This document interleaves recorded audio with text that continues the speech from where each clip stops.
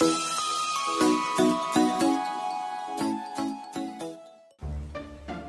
Estrada, para daw tumama sa loto.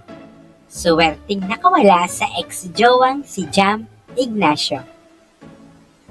Para daw tumama sa loto at tila nailigtas raw ang TV host actress na si Carla Estrada sa posibleng pag-aabuso, ngayong hiwalay na ito sa dating long-time boyfriend na si Jam Ignacio. Ito ay pagkatapos kumalat sa social media ang di umano'y pangbubugbog nito sa current fiancé na si Jelly Au. Marami sa mga netizens ang nagulat sa pambubugbog ng dating karelasyon ni Carla sa kanyang current jowa dahil base sa Instagram stories nito ay magkasama pa sila sa isang salon kung saan nagpapalinis ng kuko si Jelly. Say ng mga netizens, blessing in disguise raw ang naging paghiwalay ni Carla at Jam dahil inilayo ang una sa paparating na kapamahakan. Ito ang ilang komento ng netizens. Monyo pala tong ex ni Miss Carla. It's really good lang pala na hiwalay na sila ni Miss Carla. Hulihin yung monyong yan.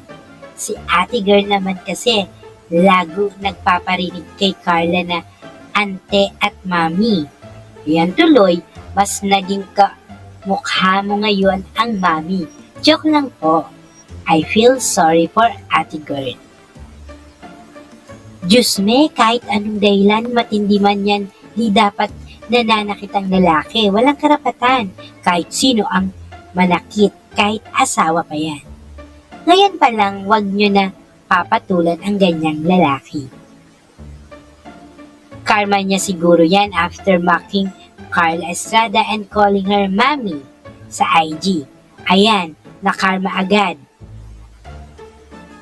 Halos mawasak ang mukha ng idol. Tinarget talaga mukha para wala nang pumorma. Ganda kasi ni idol. Kawawa pag nagmahal ka nga naman ng maling nilalang.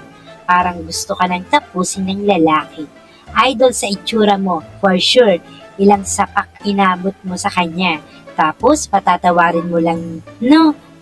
Dapat dyan makulong, magbayad ng danyos at bawal na bawal makalapit oli sa'yo. Si Carla Estrada Ford o Carla Estrada ay isang artista at mang-aawit sa Pilipinas. Ay tanyag sa ginampanang ina. Kasusuklaman ba kita? At Marie Chris Yoson, Japayuki. Siya rin ay nag-umpisa sa ginampanan niya na kailangan ko ikaw. Ipinanganak noong 2021, 1974 sa Tacloban City.